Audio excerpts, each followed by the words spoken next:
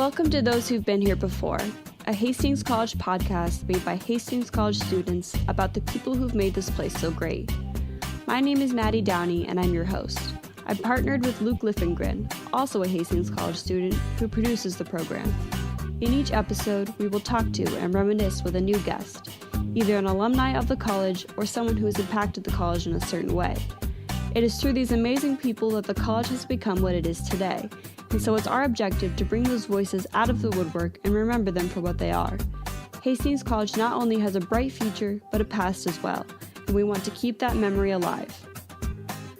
Our guest this month is a storyteller and a physicist, an optimist and an adventurer. The license plate on his red SUV spells out Dr. S, and he laughed when I pointed it out. Every artifact of his life comes with a tale, and so it wasn't difficult to keep him talking. Really, it was just enjoyable to watch him relive some of the best times of his life. In fact, there was no hello or good afternoon at the beginning of our conversation. Instead, he began with a story of one of the greatest beginnings in his life, Sputnik. Wow. Going around the world. You've heard of Sputnik, the first one. It went right over Lincoln, Nebraska. And I'm out there, cold January day. Wow. Little did I know, I'm a second-year graduate student, that because of Sputnik, we've got to put money into science and catch up because we are behind. Little did I know. I start teaching at Hastings College, where the budget was $200 a year for equipment. $200. I forgot to ask. Got the right person to talk to. I was so pleased with my fellow who'd been the chairman. 35 years he'd been here. I forgot to ask him how much for the budget. It was $200. Can you imagine? I gasped. After I signed the contract, he spent $196 and turned $4 back. Yeah, that's the kind of equipment budget we had. But Sputnik had changed, and they're going to put money into the science programs across the country. So the National Science Foundation said, we're going to put equipment into colleges across the country. If they'll send us a proposal, whatever asked for, the school has to match it. They don't give it to you. But if you ask for $5,000 and they like it, they will match that. So the third year here, I asked for $10,000. Oh. That would be $5,000 from the school and $5,000 from NSF, if they liked it. They liked it. But my career would have changed. I had to go to the president and ask him now. My colleague Carl and I have been working on a proposal, and we have a need for $10,000 worth of equipment. So we've made it for $10,000, but the school is obligated to pay $5,000 of that over 2 years. Not today. In 2 years, if we get it. Mm-hmm. If he had said no, I wouldn't be sitting here today. You can't run a department on $200. No. That's what they had for equipment. Had a new science building at that time, but it was $200. Wow. My president, the new boss, stood up out of his chair. Big moment in my life. Clyde, you mean to say that if we get this, we'll get $2 worth of equipment for every dollar we spend? Yeah, we'll get $2 worth of equipment. Well, we'd better do that. That's crazy. So you were like right place, right time. Yeah. Mm-hmm. Sputnik, went over, triggered the whole country to put money into science. This month, I had the chance to sit down with Clyde Shattelbaum, former physics and astronomy professor. His story begins on a farm just outside of Lincoln, where he spent the early part of his childhood. From there, his family moved to Baird, Nebraska, to Washington, to Oregon, and then back to Nebraska again. His mother worked as a fourth-grade teacher where she could. It wasn't until college that he discovered his love for physics. It would be because in high school, they always ask you, what you going to do? What you going to go to college? I guess other people go. I don't know. Mm-hmm. What are you going to do? I have the slightest idea. But I heard that engineers use math. I like math. I can do 2x equals 12, I can solve. And math was easy for me. It was, you told me about it, and it was. So, engineers use math. I like math. Therefore what? I'll be an engineer. It's as simple as that. So I go to college. I only had biology in high school. The minimum to get out of school. Sounds about right. Well, engineer, you got to take physics. Physics? What's that? Well, all engineers take physics. Ooh, well, if all engineers take physics and I want to be an engineer, I guess I'll take physics. Well, see, I didn't realize the world, how fantastic it was, because I'd never studied physics, you see. My first grade college was 25. Really tear the course up, right? 25. Second test, I got 50. Third test, got 75. Improvement, right? It's going the right way, at least. Did over 90 on the final. Got a C out of the course. But, did I find myself? I can do it if I want to, if it's just, and that's how it started. It was in graduate school that Sachtleben discovered that he wanted to be a teacher. Because in graduate school, you have to open your door and allow students to come in once a week and ask any question, a help session, they call it. Any student can just walk in and ask you a question. That puts a fear into you, let me tell you, when you're 20 years old and you say, oh yeah, if anybody walks through that door, I've got to be able to answer their question. But you handle it. It was during that time, there was a key point that happened. I had it on Thursday afternoon at 2 o'clock.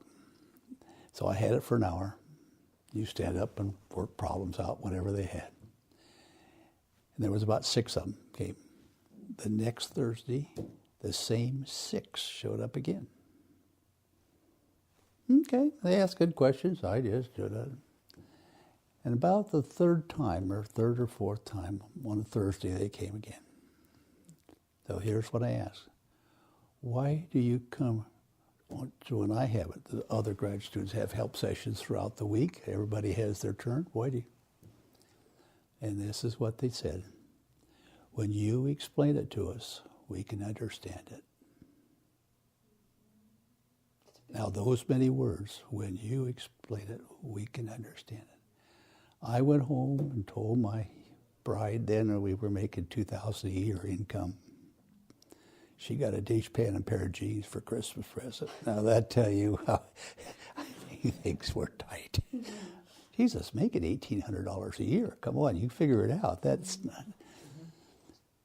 I got told something today. It kind of hit me pretty hard. Well, that was the key that told me that maybe I ought to try to teach. Under the recommendation of a professor, Sachtleben applied for a job at Hastings College and was hired not long afterward.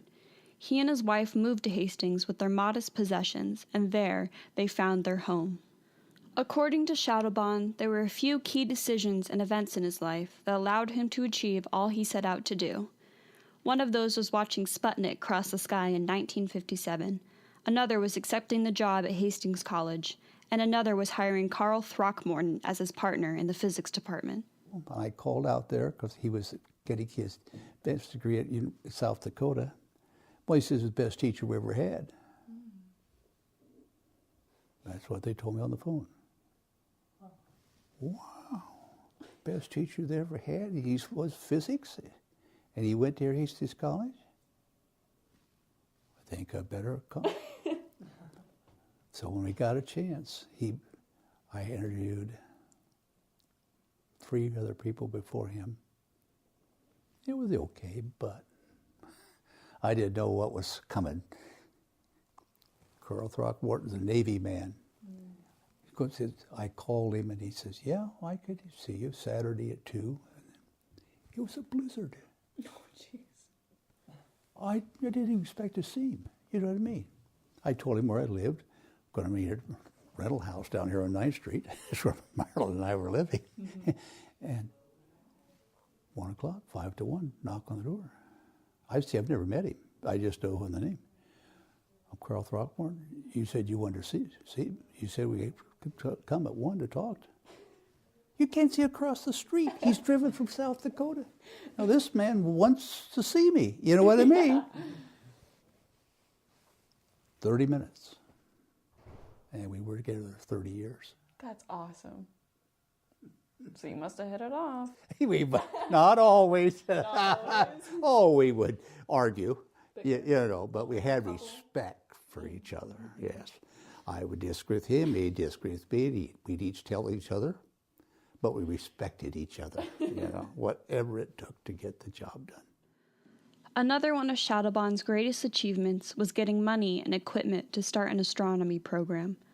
What started with $200 and cardboard telescopes ended with the construction of the Clyde Schtleben Observatory, just south of campus. However, it was up to Schtleben to teach the course, which he was not qualified to do. But one summer, while he was teaching at the University of Nebraska, he was given the opportunity to learn all he needed to. Well, after we got the money for the observatory, and the president says, I assume you'll take care of it. Mm-hmm. That was quite a statement to me. You know what I mean? It got thrown in my lap because Bill Welch, who studied astronomy, was leaving, but he'd got it started, you see, and now. So, it was this time I'd been teaching down at the University of Nebraska.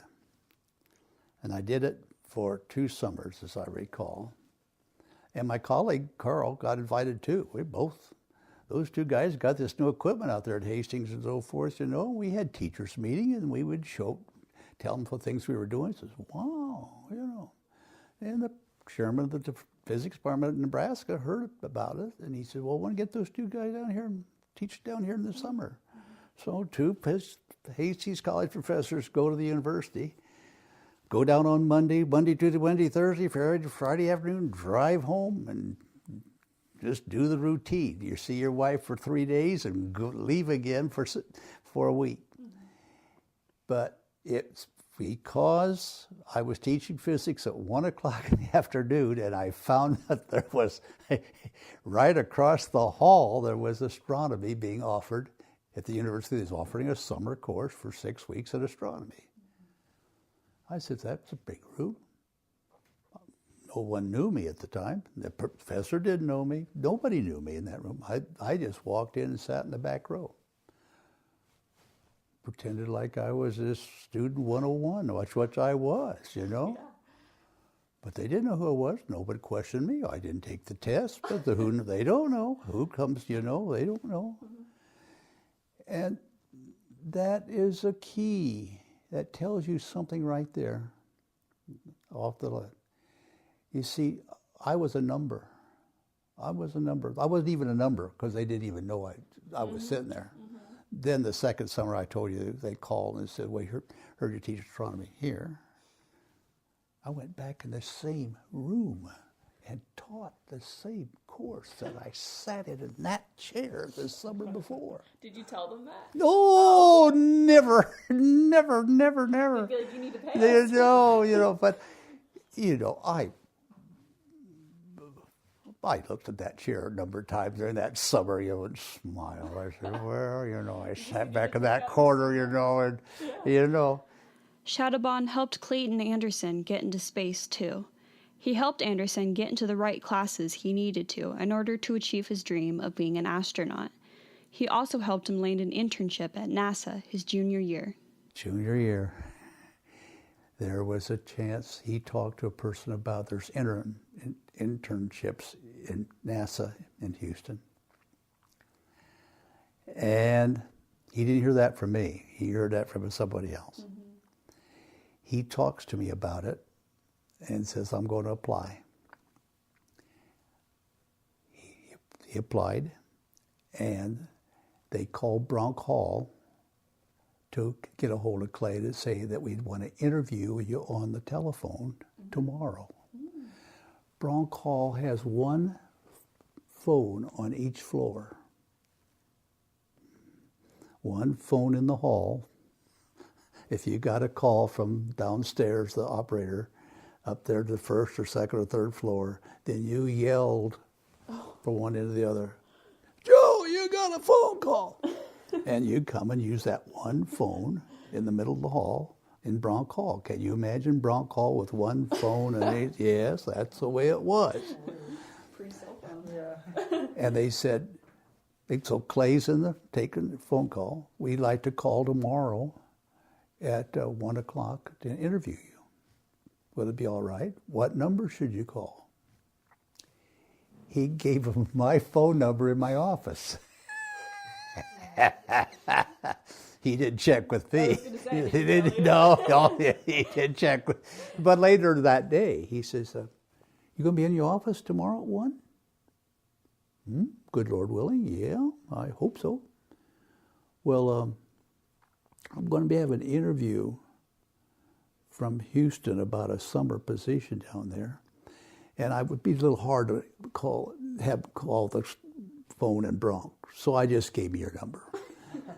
Is it all right if we use your office? Well, sure, of course. Could you possibly be there with me? Oh. My. He says, if the conversation goes, you might have a notepad and just mention a couple key words that I might use. True story.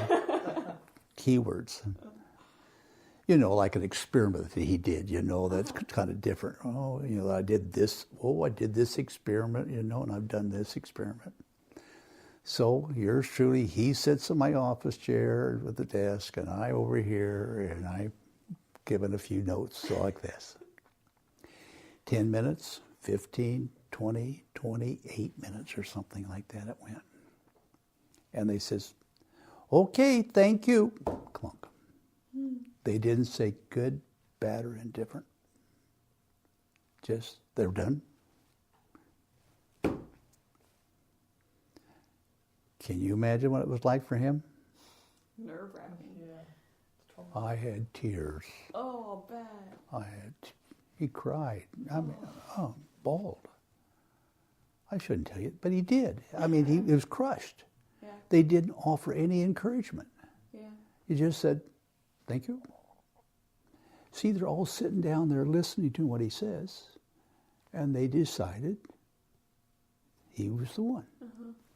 But they didn't say to him. And as he's crying, he says, I failed. They didn't care for what I said. They're not interested. That was my chance. I lost it and just bawled. I says, no. If they'd felt that way, they would have cut it off after about 10 minutes. But they talked to you for 28 minutes. That shows that they're interested. And I think do you think so? Oh, yeah. Do you think so? Yeah, I have a feeling about it. It might be okay. You really think, though? The next day he got the offer. Oh. True story. The rest is history. Now that he's retired, Sachtleben is still a familiar face on campus.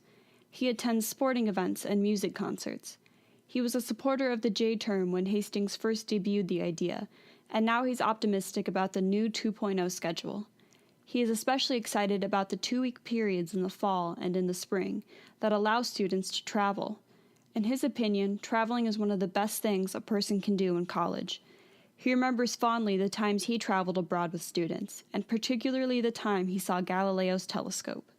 I was in Florence with one of my trips, and there's the telescope that he used. Wow. Oh, it's right there to showcase.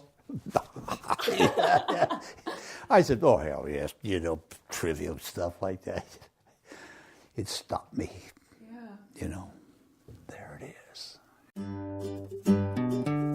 It's Sachtlebon's passion for the sciences and his students that makes him one of the most valuable people to this community. It was his drive and ambition that led to some of the greatest student successes this school has seen. It was a pleasure to talk to him. Thank you for listening. I'm Maddie Downie, and we'll see you next month on Those Who've Been Here Before.